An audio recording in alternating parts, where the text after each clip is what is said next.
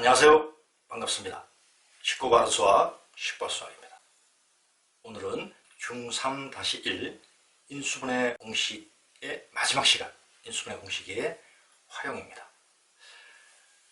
수의 계산, 인수분해 공식을 이용할 수 있도록 수의 모양을 변형해서 변형의 형태를 보고 계산을 하는 거고요. 식의 값을 구하는 것은 주어진 식을 단순 계산이 아니라 인수분해를 한 후 수와 식을 대입해서 식의 값을 보다 효율적으로 구하는 방법을 생각하자, 그런 얘기겠죠. 문제를 살펴보면서 확인하도록 하겠습니다. 문제 1번에 1.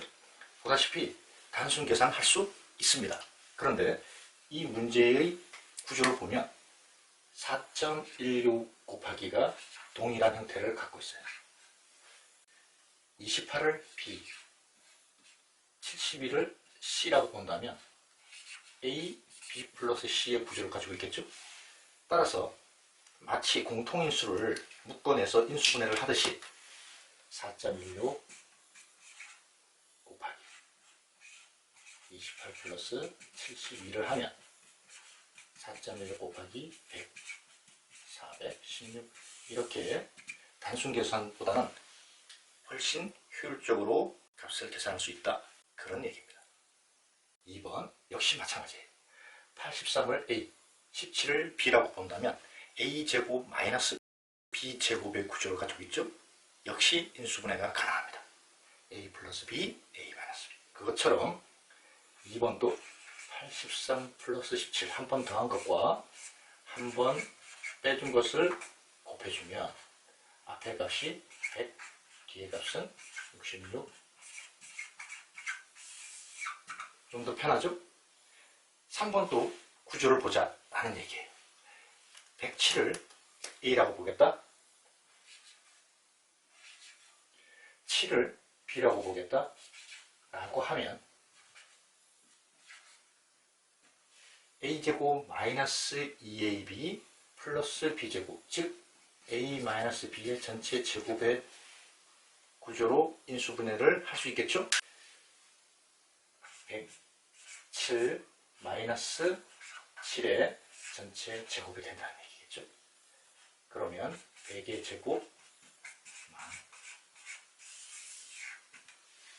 4번은 이 10개의 값을 2개씩 이렇게 묶는다면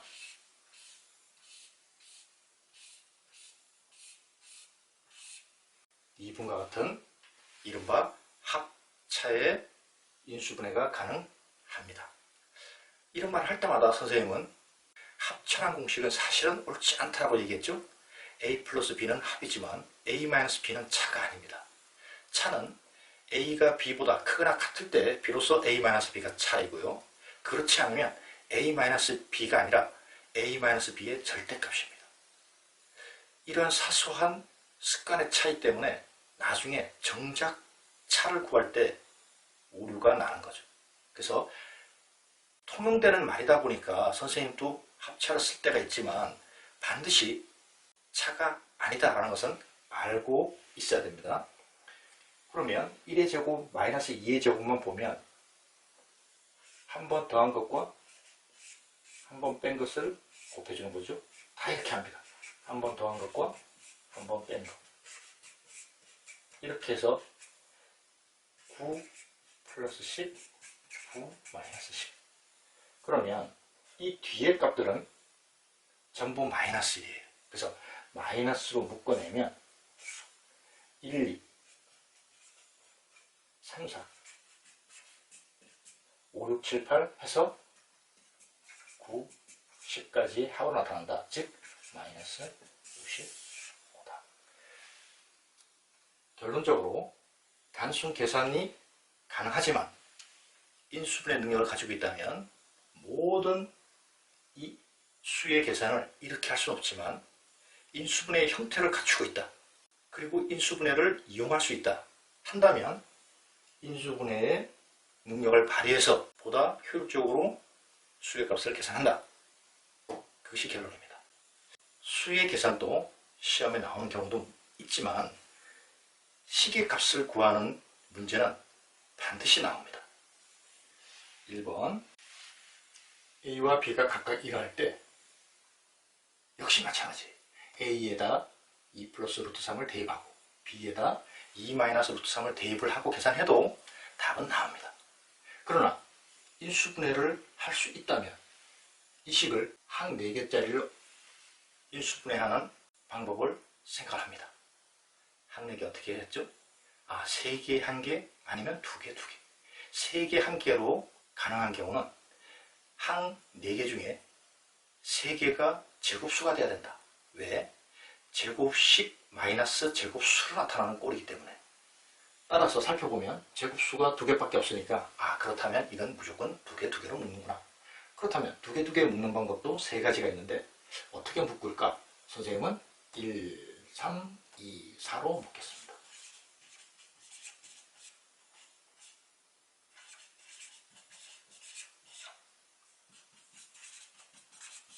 인수분해,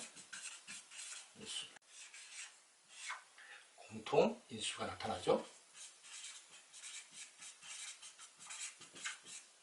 이러면 보다 더 쉬운 계산이 되겠죠. A에서 B를 빼면 2루트 3이 됩니다. A하고 B를 더하면 4가 돼요. 4. 그러면 마찬가지입니다. 우선 X와 Y를 좀 정리해야 되겠죠. X는 유리화하면 분모분자에 루트 2 마이너스 1을 곱합니다. 그럼 분모는 1이 되고 그대로 루트 2 마이너스 1. Y 역시 유리화하기 위해서 분모분자에 루트 2 플러스 1을 곱합니다. 그럼 분모는 1이 되고 분자는 루트 2 플러스 1. 자, 준비가 됐어요. 그러면 단순 대입해도 됩니다. 시험에 이런 상황이 나타났을 때 인수분해를 못하겠다. 그런데 시간은 있다. 한 문제 꼭 맞춰야 되겠다. 그럼 단순 대입하는 겁니다. 그러나 효율적인 방법은 역시 인수분해를 해야 되겠죠. 항 5개 이상의 인수분해, 그리고 기존의 방법으로 인수분해가 안 된다면 어떤 방법으로 인수분해를 했죠? 첫째, 낮은 차수의 문자로 정리한다. 둘째, 상수항부터 인수분해하고 전체 인수분해를 한다. X에 관해서도 2차, Y에 관해서도 2차라면 X에 관한 식으로 정리합니다. 자연스럽게 내림차순으로 정리를 하고 우선 상수항부터 인수분해를 해둬야 되겠죠. 이 정도는 인수분해를 쉽게 합니다.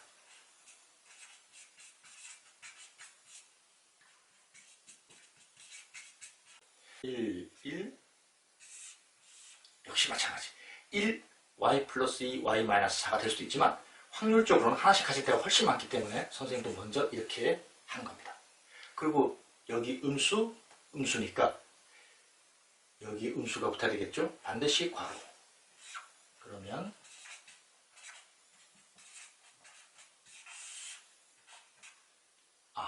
마이너스 6이 나오는구나. 그렇다면 인수분해가 제대로 된 거겠죠? 이렇게 나타납니다. x 마이너스 y 마이너스 2, x 플러스 y 마이너스 4.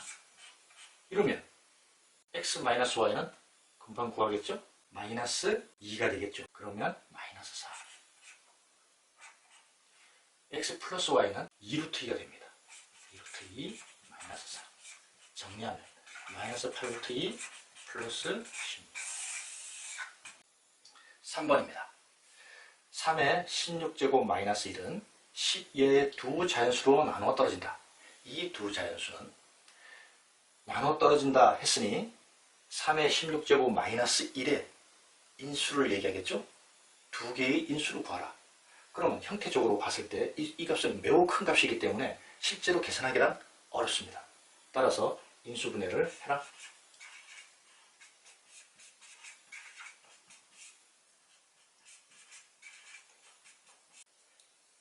이 값은 인수분해가 더 되겠죠? 역시 마찬가지. 이 두 값은 그대로 나타내고 이 값은 인수분해가 더 됩니다. 이때 3의 제곱 플러스 1은 10이고 3의 제곱 마이너스 1은 8이죠. 3번에서 구하는 값은 10 이하의 인수를 가리키니까 18 이렇게 3번에 답을 구할 수가 있습니다. 4번 부피가 이러이러한 직육면체의 밑면의 가로 세로 길이가 각각 이러이러할 때 직육면체의 건널비를 구하라. 자, 직육면체 하나 그려보면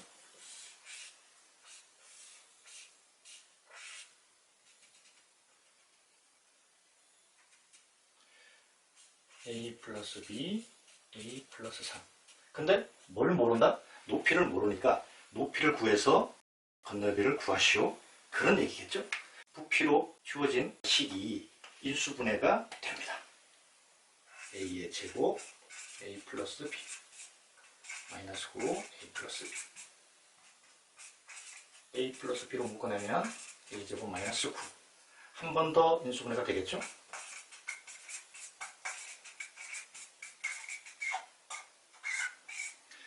인수분해를 해보니 가로, 세로 길이가 이렇다면 높이는 a-3이었구나. 이제 건널비를 구할 수 있겠죠? a 플러스 b, a 플러스 3, a 플러스 b, a 마이너스 3, a 플러스 3, a 마이너스 3. 이 각각을 몇 개씩? 두 개씩 한 것이 건널비입니다. 그럼 계산을 해보면 a제곱 플러스 ab 플러스 3a 플러스 3b a제곱 플러스 ab 마이너스 3a 마이너스 3b 플러스 a제곱 마이너스 9 정리하면 3a 제곱 2b ab 2ab 3a 3a 지워지고 3b 마이너스 3b 지워지고 마이너스 물론 정리해도 되지만 이 상태가 직육면체의 건널비입니다. 이렇게 긴 시간을 인수분해 공부를 했습니다. 그만큼 인수분해가 앞으로의 공부에 중요한 바탕이 된다는 뜻이겠죠. 확실하게 인수분해 능력을 가지고 있어야 됩니다. 또 중학교 과정에서의 인수분해를 확실히 해야지만이 고1 과정에서 인수분해가 확대될 때 쉽게 그 내용을 받아들일 수 있습니다. 인수분해의 구조와 성질은 모두 같지만 확대되는 과정에서 매우 어려움을 느끼는 거죠. 그리고 고등학교 과정에 교과 내용이 많다 보니 인수분해에 투자하는 시간 자체가 많을 수가 없습니다. 그래서 진행이 빨라요. 그러다 보면 인수분해에 미진한 상태로 다음 과정을 넘어가는 사례가 매우 많습니다. 그것을 방지하기 위해서라도 중학교 과정 인수분해가 확실하게 되어 있어야 됩니다. 다음 시간에는 2차 방정식으로 들어갑니다. 그 첫 시간 2차 방정식과 그 해 공부하겠습니다. 수고 많았습니다.